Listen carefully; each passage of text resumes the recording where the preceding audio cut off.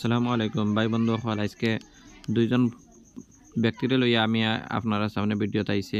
এই দুইজন ব্যক্তির মন্তব্য আপনারা শুনবা। হিন্দু মুসলমান লইয়া খুব সুন্দর রাজনীতি করদা, আর আরেকজন ব্যক্তিয়ে হিন্দু মুসলমান এক হইয়া চলবার কথা কইটা।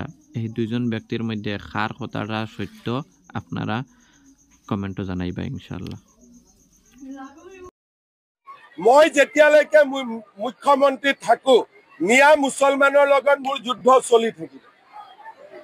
কোনো ক্ষেত্ৰতে বোলে জুবিন গাৰ্গৰ মৃত্যু হল তাৰ কাৰণে মিয়াবিলাক ৰক্ষা পৰিলে এইটো নহয়। অৰ্জুন সব্যসাচী আছিলে, দুই হাতেদি খৰ মাৰিব জানিছিলে। আমি জুবিনকো ন্যায় দিম, মিয়া মুছলমান যিসকল তেওঁলোককো কষ্ট দিয়ে থাকিম।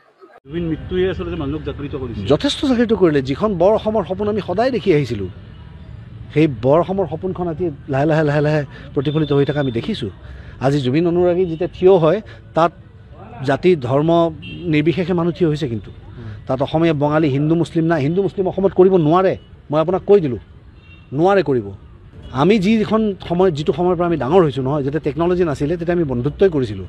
তেতিয়া আমাৰ মোবাইল নাছিলে খেলিবলৈ, আমি বন্ধুৰ লগতে সময়। আৰু সেই বন্ধুকেইটাৰ ভিতৰত কোনকেইটা বন্ধু মুছলিম কোনকেইটা হিন্দু আমাৰ আজিলৈকে হিচাপ নাই। বহুত দেৰিকৈ আমি গম পাইছোঁ এই মুছলিম ল'ৰা বুলি।